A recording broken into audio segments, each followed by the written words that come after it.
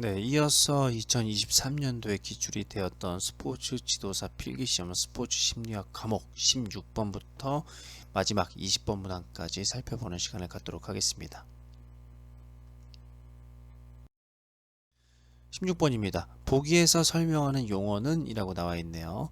보기, 번스타인이 제시했던 내용이고요. 움직임의 효율적 제어를 위해서 중추신경계가 자유도를 개별적으로 제어하지 않고 의미 있는 단위로 묶어서 조절한다고 설명하였다. 여기에서 키워드는 뭔가요? 의미 있는 단위로 묶었다는 거죠. 묶어서 조절을 한다. 바로 여기서 보면은 1번 공동작용, 이제 영어로 시너지라고 하는데요. 공동작용이라는 표현보다 영어인 시너지가 조금 더 여러분들이 평상시에 많이 사용하는 용어이기 때문에 좀 그쪽으로 좀 이렇게 접근을 하면 쉽지 않았을까라는 생각이 듭니다. 그런데 이제 번스타인이 얘기했던 여러 가지 이제 그 운동 제어와 관련된 내용들이 사실 용어 자체가 굉장히 어렵기 때문에 낯선 사람들은 좀 풀기는 좀 이제 쉽진 않았을 것 같습니다. 그래서 난이도는 한 중 정도로 보고 있고요.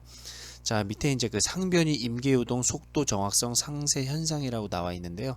상변이 같은 경우에는 이제 번스타인이 제시했던 세 가지 제한 요소가 있습니다. 환경이나 유기체, 이제 과제 이런 세 가지 제한 요소가 있는데 이 세 가지 제한 요소가 변화함에 따라서 새로운 조건에 적합한 운동 형태로 갑작스레 전환되는 것이 이제 상변이 현상이다라고 볼 수 있겠습니다.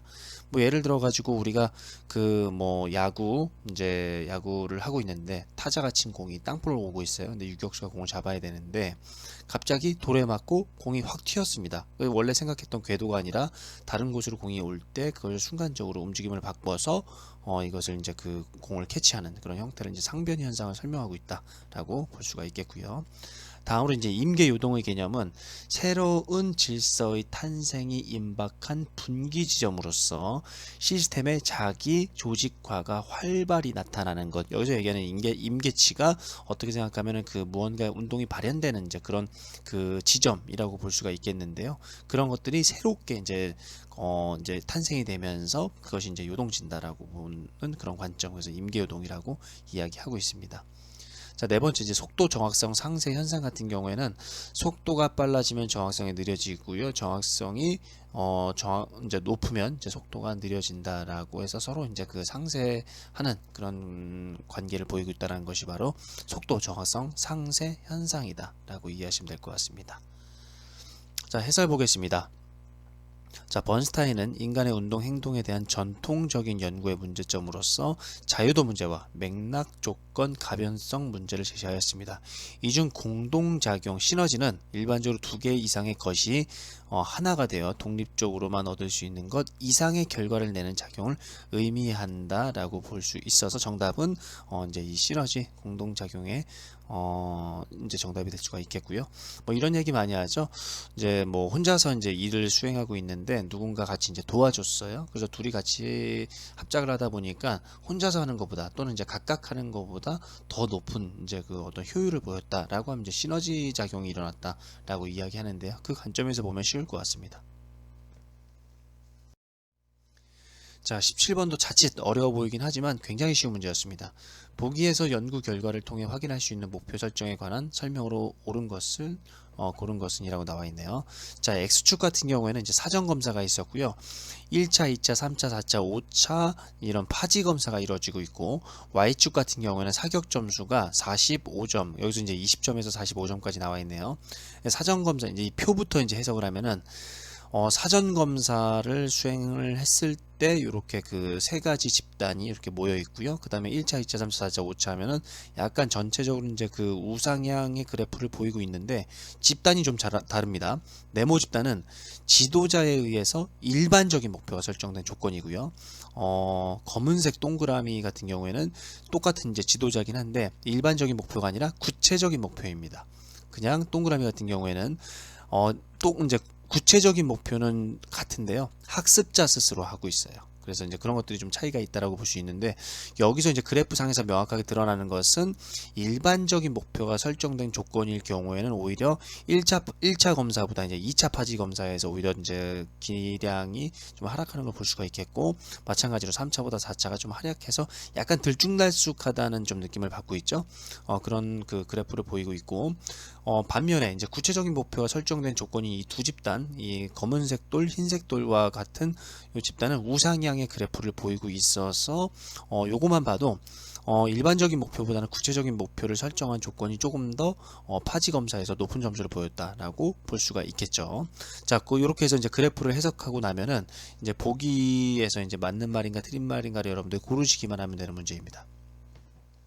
자, 기억, 목표 설정이 운동의 수행과 학습에 효과적이다라고 볼 수가 있겠죠. 그죠? 사전 검사에 비해서 그 이후에 사격 점수가 올라갔기 때문에 그래서 기억은 맞는 말이고요. 학습자에게 어려운 목표를 설정하도록 조언해야 한다. 자, 요거는 이 그래프와 상관없이 뭐 이건 상식적으로도 이제 아니라는 것을 여러분들이 잘 기억을 하시면 충분히 이거는 정답이 아니다라는 것을 알 수 있었을 것 같고요. 그리고 그래프 상에서 어려운 목표와 쉬운 목표에 대한 얘기는 전혀 나오지 않고 있습니다. 자, 디귿, 구체적인 목표를 설정했던 집단에서 더 높은 학습 효과가 나타난다. 예, 제가 그래프를 해석할 때 가장 핵심을 두었던 부분이 바로 그거죠. 검은색 돌과 흰색 돌이 우상향을 보이고 있지만 네모의 경우에는 들쭉날쭉한 이런 결과를 보이고 있다 라고 말씀드렸습니다. 그래서 디귿이 정답이겠네요. 그래서 기억 디귿이 정답인 2번이 정답이 되겠습니다. 자, 리을 같은 경우는 구체적이고 도전적인 목표를 향해 전념하도록 격려하는 것은 운동의 수행과 학습 효과를 감소시키는 것이 아니라 증가시킨다라고 보아야 되겠죠.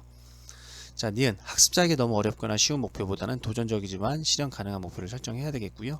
구체적이고 도전적인 목표를 향해 전념하도록 격려하는 것은 운동 수행과 학습의 효과를 증가시킨다라고 볼 수 있겠습니다. 자, 18번 문항입니다. 보기에서 설명하는 피드백 유형은 이라고 나와 있네요. 그림만 보면은 이제 높이뛰기 이제 호수베리 자세를 취하고 있고요. 1번, 2번, 3번이라고 하는 어떤 그 표식을 좀 해놓은 것 같아요. 보기 읽어보겠습니다.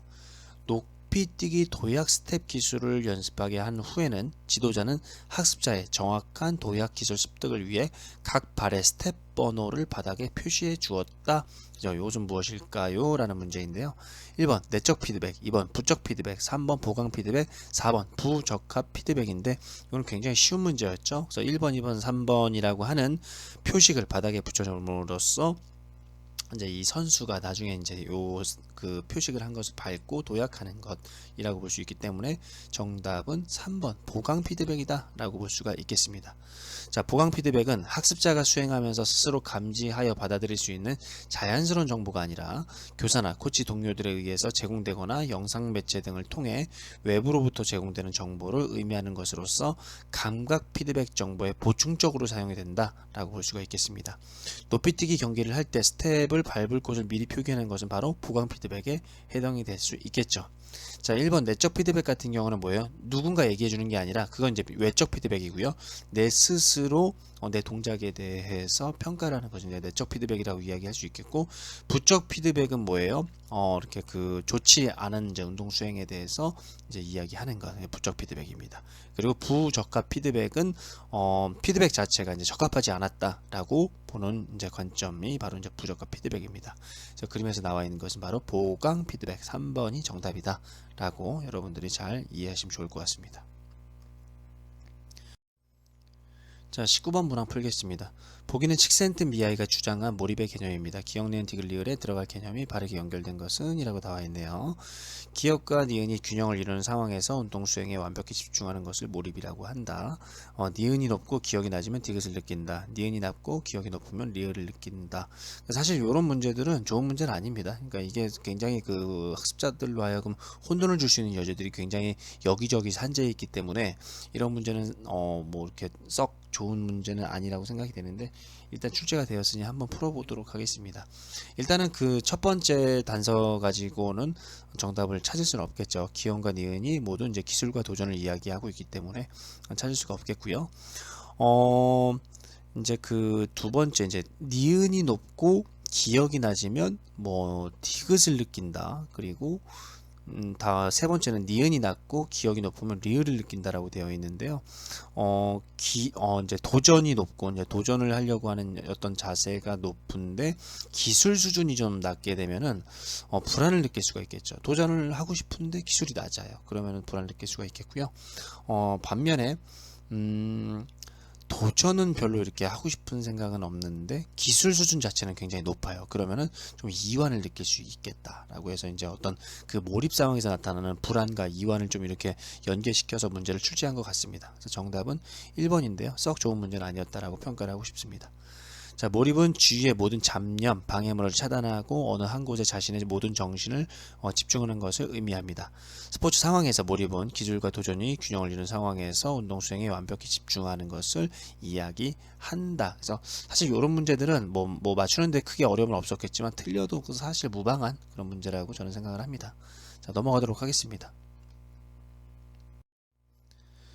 자, 마지막 20번 문항입니다. 학습된 무기력 상태에 있는 학습자에게 귀인 재훈련을 위한 적절한 전력은 무엇일까요? 라는 문제가 나왔네요.